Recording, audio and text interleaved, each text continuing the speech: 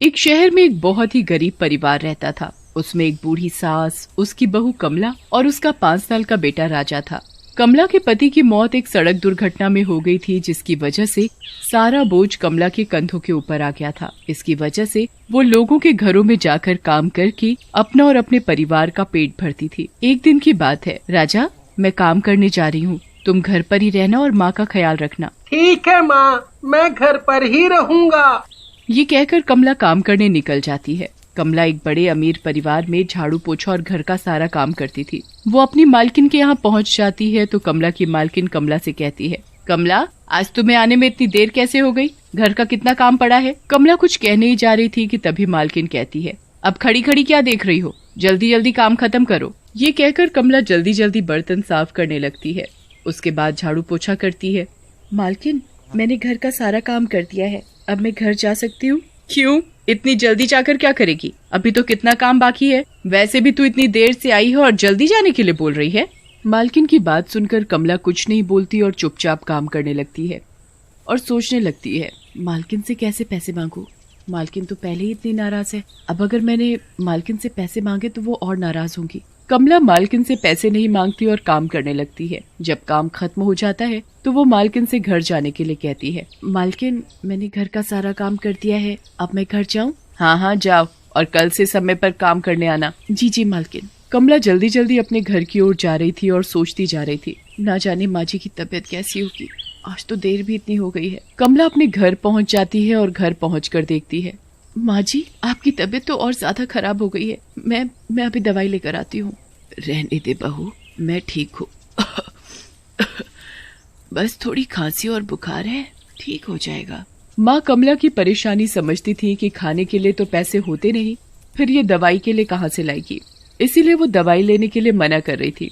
कमला रसोई में जाकर एक डिब्बे को खोलकर देखती है, इसमें तो सिर्फ 50 रुपए ही हैं। कमला उन पैसों को लेकर दवाई की दुकान पर जाती है और उससे दवाई मांगती है। भैया, जरा खांसी और बुखार की दवाई तो देना। ये लो तुम्हारी दवाई। भैया, कितने पैसे हुए? 150 रुपए की। मेरे पास तो 50 रुपए हैं, आप ये पैसे रख लो, मैं बाकी के पैसे कल आकर दे जाऊंगी। नहीं नहीं, जब तुम्हारे पास पैसे हो तब दवाई लेने आना। भैया, ये दवाई मुझे दे दो, मेरी माँ की तबीयत बहुत खराब है। जा जा यहाँ से, पता नहीं कहाँ कहाँ से लोग आ जाते हैं, मेरा सारा टाइम खराब कर दिया। कमला उदास मन से अपने घर लौट जाती है और अपनी सास के पास जाकर रोने लगती है।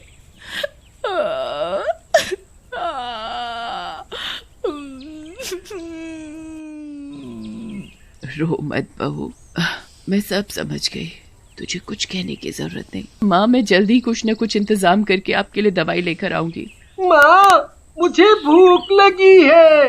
मैं अभी खाना बना कर लाती हूँ। कमला रसोई में जाकर खाना बनाने के लिए डब्बा खोलकर देखती है तो सभी डब्बे खाली पड़े हैं, पर एक डिब्बे में थोड़ा सा आटा रखा था, जिसकी केवल 2 ही रोटी बन सकती थी। मैं आटे की रोटी बनाकर राजा और माँ को खिला दूंगी। कमला रोटी और सिलबट्टे पर चटनी पीसकर माँ और राजा को रोटी खाने के लिए देती है। माँ, और रोटी दो ना, मुझे और भूख लगी है। बेटा, और रोटी नहीं है, तू थोड़ा पानी पीकर ही काम चला ले, मैं कल तुझे ज्यादा खाना खिलाऊंगी। माँ, कब तक हमें ऐसे ही भूखे रहना पड़ेगा? सब लोग अच्छा अच्छा खाना खाते हैं, बढ़िया बढ़िया कपड़े पहनते हैं।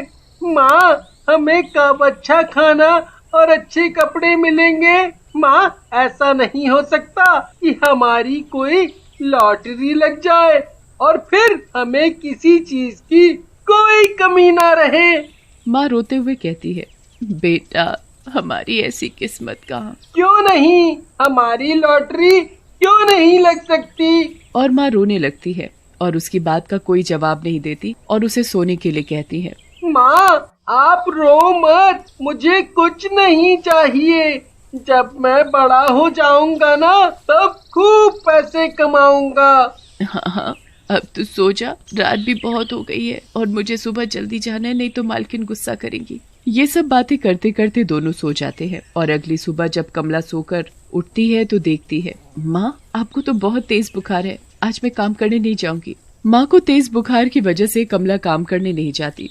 वो माँ के पास ही रुक जाती है और माँ का ख्याल रखने लगती है। कभी उसके माथे पर पट्टी रखती तो कभी उसके पैर दबाती।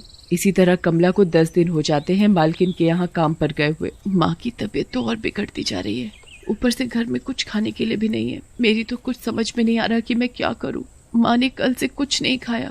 एक काम करती हूँ, मैं बनिए से थोड़ा राशन उधार मांग कर लाती हूँ।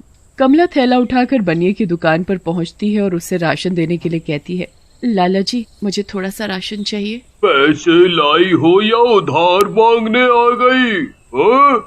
वो लाला जी मेरे पास अभी पैसे नहीं है, आपकी बड़ी मेहरबानी होगी जो आप मुझे उधार दे देंगे। पहले के पैसे चुकाए नहीं और आ गई उधार मांगने। पहले का हिसाब चुकता करो तब राशन दूंगा। हाँ लाला जी मैं आपके आगे हाथ जोड़ती हूँ, मैं आपके पैसे जल्द ही दे दूंगी। अगर आप मुझे थोड़ा राशन दे देंगे तो आपकी बड़ी मेहरबानी होगी। इतनी मिन्नतों के बाद लाला कमला को थोड़ा राशन दे देता है और उससे जल्दी पैसे चुकाने के लिए कहता है, जी लाला जी मैं आपके पैसे जल्द ही चुका दूंगी। राशन लेकर कमला सीधे घर जाती है और लाए हुए सामान से खाना बनाकर माँ और राजा को खिलाती है। खाना खाकर सब सो जाते हैं और अगले दिन जब कमला सोकर उठती है तो देखती है कि माँ की तबीयत जैसी पहले थी वैसी ही है। पर आज मेरा काम पर जाना बहुत जरूरी है, अगर मैं नहीं गई तो मालकिन बहुत गुस्सा करेंगी।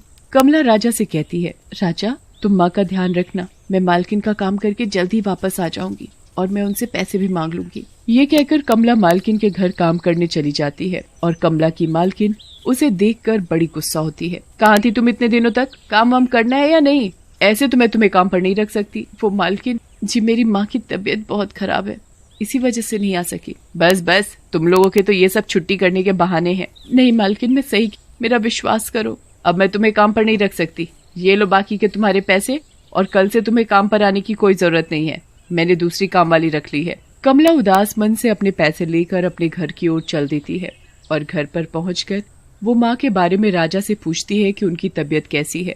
राजा माँ कैसी है? दादी सो रही है, पर दादी को अब भी बुखार है।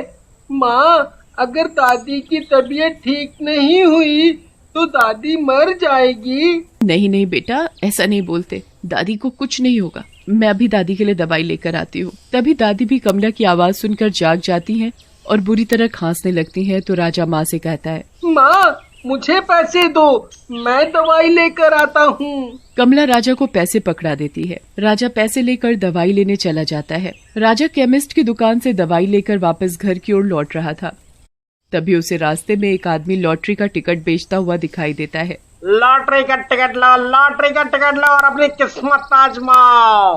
लॉटरी का टिकट लो और अपनी किस्मत आजमाओ। राजा उस आदमी को देख ही रहा होता है, तभी से अचानक उस आदमी को पता नहीं क्या होता है और वो जमीन पर गिरकर बेहोश हो जाता है।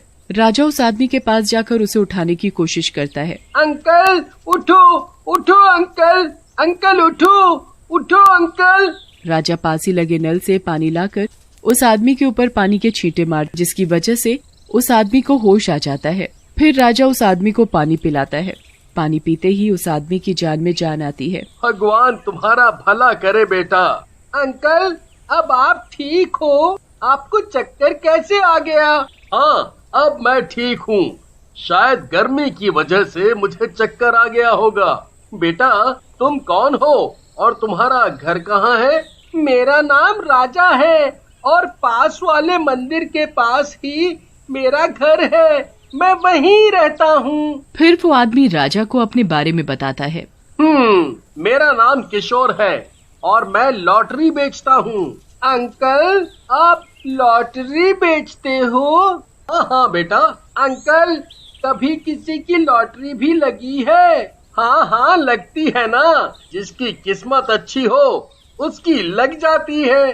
तभी वो किशोर राजा से कहता है, राजा क्या तुम मुझे मेरे घर तक छोड़ सकते हो? पास ही में मेरा घर है।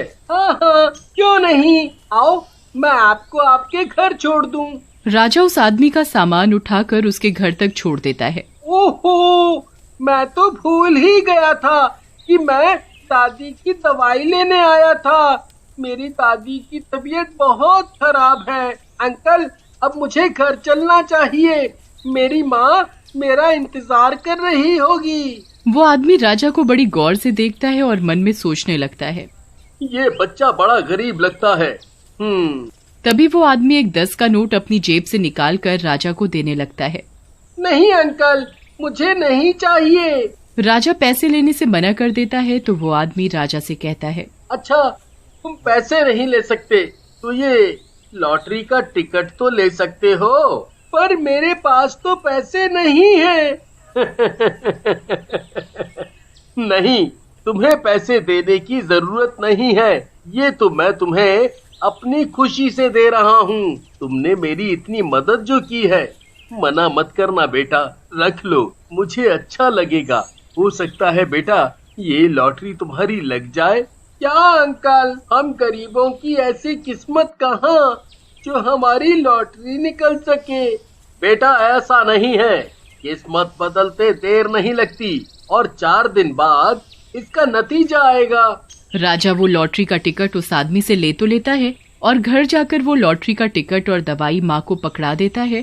तो माँ उससे पूछती है, इतनी देर कहाँ लगा दी और ये लॉटरी का टिकट क्यों ले आए?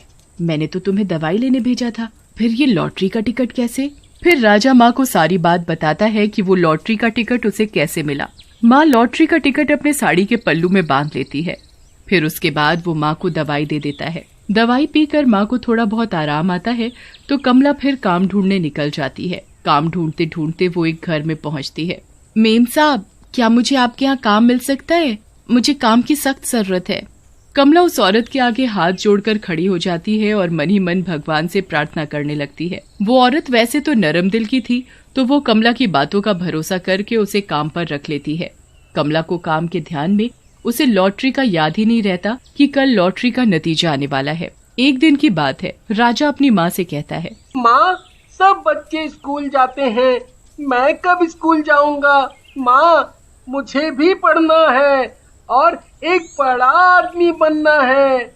हाँ बेटा, तू भी स्कूल जाएगा, पर अभी मेरे पास इतने पैसे नहीं है कि तुझे मैं स्कूल भेज सकूं। अभी मुझे माँ का इलाज भी कराना है और बनिए का उधार भी चुकाना है, और क्या पता ये मकान मालिक कब टपक जाए अपने किराए के पैसे मांगने। कमला ये सब बात कर ही रही होती है कि इतने में मकान मालिक आ जाता है और वो कमला से किराया मांगने लगता है।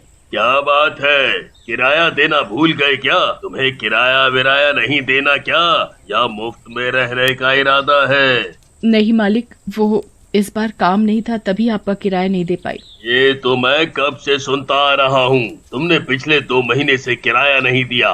तुम हर बार कोई ना कोई नया बहाना बना लेती हो। या तो किराया दो, नहीं तो मकान खाली करो।